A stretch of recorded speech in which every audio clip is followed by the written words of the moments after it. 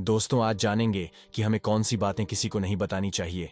जे सुनो, धीरे बोलो, कुछ सुन ना लें। ये बात हम सबके कानों में पड़ी होगी और हमारे मुंह से निकली होगी, लेकिन सोचने की बात यह है कि यह वाक्य कब कब हमारे मुंह से निकलता है और कब कब हमारे कानों में पड़ता है, क्योंकि ऐसे कम ही गुप्त राज होते हैं जो हम दूसरों के कानों में बढ़ने नहीं देना चाहते हैं। अक्सर परिवार में अशांति का कारण हम स्वयं भी होते हैं। हम इस बात को देख पाए भले न देख पाए, पर ये असल सकते हैं, क्योंकि जाने अनजाने मूर्खतावश हम खुद ही अपनी वो बातें दूसरों को बता देते हैं जो हमें कभी नहीं बतानी चाहिए। और वही बातें जो जाने अनजाने हमने किसी दूसरे के सामने बता दी थी, वही हमारे दुख का कारण बन जाता है, वही हमारे झगड़े का कारण बन जाता है। और फिर बाद में हमें पछतावा होता है कि मुझे यह बात किसी को बता दी नहीं चाहिए थी, मेरी ही गलती हुई कि मैंने पहले जाने अनजाने यह बात सभी को बता दें। इसीलिए आज की जो बोध कहानी मैं आपको सुनाने वाला हूँ, उसे सुनने के बाद आपको 7 ऐसी बातें पता चलेंगी जो आपको कभी किसी को नहीं बतानी। ये जो 7 बातें हैं जो आपको किसी को नहीं पता, नहीं क्यों नहीं बतानी, इसके पीछे का तर्क भी मैं आपको दूंगा। और इन 7 बातों के अलावा अगर आपको लगता है कि कोई बात ऐसी है जो मुझसे छूट गई या मैं नहीं बता पाया, तो कमेंट सेक्शन में जरूर बताना। इससे पहले कि आप इस बोध कहानी में खो जाएं, इस चैनल को सब्सक्राइब जरूर कर लें। तो चलिए कहानी शुरू की करते हैं। एक समय की बात है। एक नगर में रिंकू नाम का एक युवक रहता था। वह युवक बहुत गरीब था। कुछ पैसा नहीं था उसके पास, 2 वक्त की दाल रोटी भी बड़ी मुश्किल से उसको नसीब होती थी। किसी काम की तलाश में दिन रात खोज करने पर भी उसे कोई काम नहीं मिल रहा था। फिर एक दिन उसने अपनी पत्नी के सामने अपनी सारी समस्या बता दी। उसने अपनी पत्नी को कहा कि मैं जिस जगह भी काम मांगने के लिए जाता हूं, तो हर कोई मुझे यह कहकर काम नहीं देता कि हमारे यहां काम की जरूरत नहीं है। मैं काम की तलाश कर करके थक चुका हूं। मुझे समझ नहीं आता कि मैं तुम लोगों का पेट कैसे भरूंगा, अपने बच्चों को कैसे पालूंगा, और यह चिंता मुझे दिन रात खाए जा रही है। यह सुनकर उसकी पत्नी ने कुछ सोचकर कहा कि तुम एक आदमी के पास एक बार ही काम मांगने के लिए जाते हो, और जब वो काम नहीं देता तो तुम दोबारा उसके पास जाते तक नहीं हो। अगर तुम्हें उनसे काम लेना है तो तुम्हें हमदर्दी जताने होगी, तुम्हें उनसे हमदर्दी हासिल करनी होगी, अपनी गरीबी दिखानी होगी, ताकि वो लोग तुम्हारी मजबूरी समझकर तुम एक काम पर रखने। इसीलिए शर्म मत करो, उन्हें अपनी मजबूरी बताओ, अपनी गरीबी बताओ, और इसी उपाय से तुम काम पा सकते हो। यह बात रिंकू के मस्तिष्क में बैठ गई और अगले दिन काम मांगने के लिए वह उसी सीट के पास जा पहुंचा जहां पर वह पिछले दिनों काम मांगने के लिए गया था। लेकिन इस बार उसने हाथ जोड़कर उस सीट से प्रार्थना की, उससे विनती की कि वह बहुत गरीब है और उसे काम की बहुत आवश्यकता है। जो कुछ भी उसे देंगे उसमें संतुष्ट हो जाएगा, पर कृपया करके मुझे अपने यहां काम पर रख लें। उसकी यह हालत देखकर उस सेठ ने उसे अपने यहां काम पर रख लिया। वो रोज वहां पर काम पर जाने लगा। अंदर ही अंदर वो खुश तो था कि उसे काम तो मिला, लेकिन उसे वेतन दूसरे लोगों से कम मिलता था। वही काम जो दूसरे लोग कर रहे थे, उन्हें ज्यादा वेतन मिल रहा था और इसी कम वेतन मिल रहा था। जब इस बारे में उसने अपनी सीट से कहा तो सेठ ने कहा कि देखो, वही तुम्हें काम की जरूरत थी, मैंने तुम्हें काम दिया। मेरा धन्यवाद करने की बजाय तुम मुझसे शिकायत कर रहे हो, ये कैसी भलमनसाहत है। यह सुनकर रिंकू वहीं पर चुप हो गया।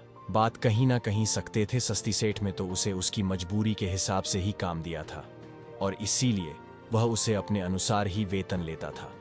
लेकिन धीरे धीरे उसने यह बात अपने सगे संबंधियों और अपने 2 दोस्तों को भी बताना शुरू कर दी कि उसका सेठ कैसा आदमी है और उसे कितना वेतन देता है।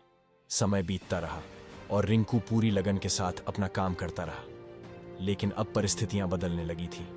सेठ अब रिंकू से दूसरे लोगों से ज्यादा काम लेता था और उनसे कम वेतन उसे देता था। यह बात रिंकू के मन को बहुत खलती थी। वह दूसरों से ज्यादा मेहनत कर रहा है और उनसे कम वेतन पा रहा है। इससे उसके आत्मसम्मान को बहुत गहरी चोट पहुंची। अब धीरे धीरे उसका मन अपने काम से हटने लगा। उसका मन काम में लगता ही नहीं था। जाहिर सी बात है कि ऐसी जगह किसका मन लगेगा जहां आदमी को अपने आत्मसम्मान के साथ समझौता करना पड़े। इसीलिए जल्द ही उसने अपना काम छोड़ दी और वह घर पर आकर खाली बैठ गया। अब उसके पास घर का खर्चा चलाने के लिए भी पैसे नहीं बचे थे। इसीलिए उसने अपने सगे संबंधियों और अपने दोस्तों से सहायता मांगने शुरू की। लेकिन उसके दोस्त उसके सामने तो उसे दया का पात्र समझते थे, उसे दिलासा देते थे, लेकिन पीछे से उसका मजाक उड़ाते थे। वो कहते कि कितना बेवकूफ है, सेठ ने इतना काम लिया और बेचारे को पैसे भी नहीं दी। अरे हम इसको पैसे दे दें तो ये कल हमारा भी पैसा वापस कर पाएगा, इसकी ऐसी हालत है, काम तो इसके पास कुछ है नहीं, पैसा कहाँ से लाकर देगा। और इसी वजह से रिंकू की हालत दिन दिन खराब होती जा रही थी। अब वह दिन रात तनाव में रहने लगा था। वहीं दोस्त, वहीं सगे संबंधी जूस के अपने होने का दिखावा करते थे। वो उसे दया का पात्र समझ रहे थे। उन्हें उसके ऊपर तरस आ रहा था। सब लोग आकर उसे ज्ञान तो बहुत देते थे, लेकिन कोई सहायता नहीं करता था।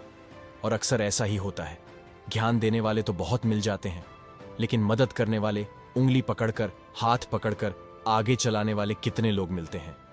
एक दिन उसे पता चला कि पड़ोस के गांव में एक बौद्ध भिक्षु आया हुआ है जो बहुत ही ज्ञानी है। रिंकू इतना तनाव में था कि उसे कोई रास्ता नजर ही नहीं आ रहा था। इसीलिए जाने अनजाने उस बौद्ध भिक्षु के पास पहुंच जाता है। वहां पहुंचकर उस सीधे उनके पैरों में गिरकर रोने लग जाता है। वह रोते रोते उन्हें अपनी सारी परिस्थिति बताता है। उसे बताता है कि किस तरह उसके सेठ ने उसका फायदा उठाया और उसके सगे संबंधी उसके साथ कैसा व्यवहार रखते हैं। सारी बातें सुनकर बौद्ध भिक्षु ने उसे चुप कराते हुए कहा कि भंते, सारी समस्याएं तुम्हारी बुद्धिहीनता, तुम्हारी मूर्खता के कारण उत्पन्न हुई हैं। अगर तुम्हारे अंदर विवेक होता तो इनमें से एक भी समस्या तुम्हारे चित्त को दुखी नहीं कर सकती थी, लेकिन तुमने अपने वे के कारण, अपनी मूर्खता के कारण खुद ही अपने रास्ते में कांटे बिछा दिए। आज मैं तुम्हें 7 बातें बता रहा हूं जो भूलकर भी किसी को मत बताना, और इन बातों का अनुसरण करते हुए तुम बाहर से मिलने वाले दुखों को दूर कर ही सकते हो जो बेवजह दुनिया की वजह से तुम्हारे अंदर पनपते हैं। पहली बात जो किसी को नहीं बतानी चाहिए वह है अपनी मजबूरी। अपनी मजबूरी का दिखावा करके दूसरों का दया पात्र बनके उनकी सहायता लेने की गलती कभी मत करना। हो सकता है कि आज वह तुम्हारी मजबूरी देखकर तुम्हारी सहायता करते, लेकिन कल वो तुम्हारा फायदा उठाने से नहीं चूकेगा, और अगर फायदा भी नहीं उठाया तो दूसरों के सामने तुम्हारा मजाक बनाने में वो आदमी कभी नहीं चूकेगा। इसीलिए कभी भी अपनी मजबूरी का दिखावा मत करो। अगर घर में 2 रोटी है, सूखी रोटी है, तो वही खाकर सो जाओ, लेकिन दूसरों को इसके बारे में भनक तक नहीं लगनी चाहिए। जरा आप खुद सोचो, मजबूरी बताने का क्या प्रयोजन होता है? एक इंसान का या तो वह दूसरों से सहानुभूति हासिल करना चाहता है या उनसे कोई आर्थिक मदद चाहता है, लेकिन अगर दोनों ही परिस्थितियां आप देखें तो दूसरा आदमी आपको फायदा उठाने से नहीं चूकेगा, और अगर वह फायदा नहीं ही भी उठाएगा तो अपनी नजर में तो वो आपको मूर्ख ही समझेगा, बेवकूफ समझेगा, और दूसरों के सामने आपका मजाक तो जरूर बनाएगा। इसीलिए अपनी मजबूरी के बारे में कभी किसी को मत बताना। दूसरी बात जो किसी को भी नहीं बतानी चाहिए वह है अपनी अतीत की गलतियां और भविष्य की रणनीतियां। जरा सोचो कि अगर हम अपने अतीत की गलतियां किसी दूसरे को बताते हैं तो उसका क्या प्रभाव होगा। वह गलतियां ठीक तो नहीं की जा सकती, जाहिर है, तो उन्हें बताने का क्या प्रयोजन है? जाता है आप अपने अंधेरे पक्ष को खुद दुनिया के सामने बता रहे हो, खुद अपनी गलतियां दूसरों के सामने बता रहे हो। इससे उस आदमी की नजर में आपका एक चरित्र गठित हो जाएगा और वह भविष्य में हमेशा आपको उसी नजरिए से देखेगा। इसीलिए किसी भी आदमी की नजर में अपना चरित्र गठित मत होने दो, और जरा सोचो कि आप व्यर्थ में ही अपने भविष्य की रणनीतियां दूसरों के सामने बता रहे हो। जो लोग आपके काम का हिस्सा ही नहीं है उनके सामने अपनी भविष्य की रणनीतियां अपनी देंगे। आंकने का क्या फायदा? वो लोग आपकी सहायता तो नहीं करेंगे, लेकिन आपकी भविष्य की रणनीतियों में बाधा जरूर बन सकते हैं। आप खुद अपने विवेक का इस्तेमाल करिए और सोचिए कि आपके साथ भी ऐसा हुआ है कि आपने अपनी भविष्य की रणनीति किसी को बताई हो और वो कामयाब ही ना हुई हो। जरूर हुआ होगा, जरा गौर से सोचिए। तीसरी बात जो किसी को नहीं बतानी चाहिए वो है अपने घर की बातें।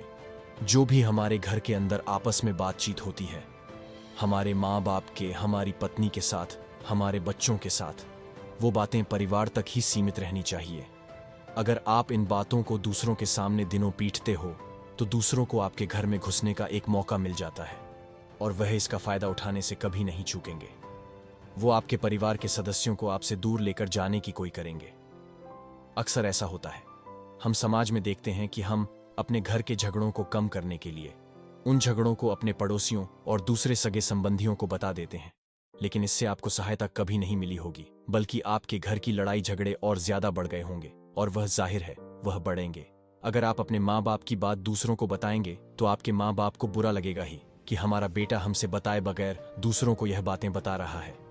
इसीलिए अपने घर की बातें और अपने घर की लड़ाई झगड़े किसी के सामने मत बताना। अगली बात जो मैं आपको बताने जा रहा हूं, जो किसी को नहीं बतानी चाहिए, वो सुनने पर बहुत अजीब लग सकती है, लेकिन उसका सत्य भी मैं आपको एक तर्क के माध्यम से दूंगा। मैं कहता हूं कि अपनी आमदनी किसी को मत बताना। अब अपनी आमदनी न बताने के पीछे क्या प्रयोजन हो सकता है? जरा सोचिए कि आप अपनी आमदनी अपने दोस्तों को बता देते हैं, तो जब आपके दोस्तों को जरूरत पड़ेगी तो वो सिर्फ आपको ही याद करेंगे, क्योंकि उनको पता है कि अगर आपकी आमदनी ज्यादा अच्छी है तो आप ही उनकी मदद कर सकते हैं, और इसीलिए ज्यादा लोग आपसी सहायता मांगेंगे। और जब आप उनकी सहायता नहीं करेंगे तो सोचेंगे कि इस आदमी के पास पैसे हैं, मेरी सहायता कर सकता है, लेकिन यह सहायता कर नहीं रहा है, और इसीलिए आपकी आमदनी आप दोनों दोस्तों के बीच एक झगड़े का कारण हो सकती है। कम आमदनी होगी तो लोग मजाक उड़ाएंगे, और ज्यादा होगी तो सहायता मांगेंगे, तो अपनी आमदनी बताने का कोई प्रयोजन नहीं है। अगली बात जो मैं आपको बताने वाला हूं, उसे अपनी गांठ बांध लेना और किसी को यह बात मत बताना, अपनी कमजोरियां और अपनी ताकत। अक्सर इंसान को पता नहीं होता है कि उसकी कमजोरी या उसकी ताकत क्या है, लेकिन अगर आपको अपनी कमजोरी और अपनी ताकत पता है तो पहली बात तो आप बहुत ही बुद्धिमान आदमी हैं, और दूसरी बात कि आपको यह बातें किसी से साझा नहीं करनी है, क्योंकि अगर आपकी कमजोरी और दूसरों को पता चल गई तो आपकी कमजोरियों का फायदा उठाएंगे, और अगर आपकी ताकत पता चल गई तो वही ताकत आपकी कमजोरी बन जाएगी, क्योंकि वो ताकत दूसरे आदमी को पता है और वो ताकत की खाद भी ढूंढ ही लेगा। अपनी कमजोरी और अपनी ताकत अपनी पत्नी अपने पति को भी नहीं बतानी चाहिए, क्योंकि इसके बाद आपको घर में उनसे हमेशा दब कर रहना पड़ेगा। अगली बात जो किसी को नहीं बतानी चाहिए वह है अपने मित्र और अपने शत्रु।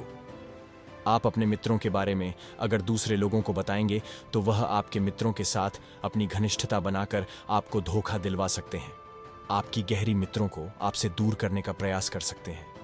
अक्सर आम आदमी ऐसा नहीं करता, लेकिन आपके दुश्मन ऐसा करने की कोशिश कर सकते हैं। और दूसरी तरफ आपके शत्रु का भी किसी को ही पता लगना चाहिए, क्योंकि आज जो आपका मित्र है, अगर कल वो आपका दुश्मन हो गया तो वह आपके दुश्मन के साथ ही मिलकर आपको परास्त कर सकता है, आपको धोखा दे सकता है। इसीलिए अपने सबसे अच्छे दोस्तों को भी अपने दुश्मन के बारे में कभी मत बताना। अगली और आखिरी बात कहना चाहता हूं कि जब तुम दान करते हो तो दान के बारे में भी किसी को मत बताना, नहीं तो दान करना व्यर्थ हो जाता है, बेकार हो जाता है। जब आप अपने दान का ढिंढोरा पीटते हो तो आप ये बता रहे हो कि मैं कितना बड़ा दानी पुरुष हूं, और यह आपके अंदर एक अहंकार निर्मित करेगा। इसीलिए दान गुप्त रूप से किया जाए उतना ही अच्छा होता है, उतना ही फलदायी होता है। जब आपका बायां हाथ दान कर रहा हो तो दाएं हाथ को बिना पता चले कि बायां हाथ दान कर रहा है। ये 7 बातें जो बौद्ध भिक्षु ने रिंकू को बताई, इनमें संसार के सभी सिद्धांत छिपे हुए हैं।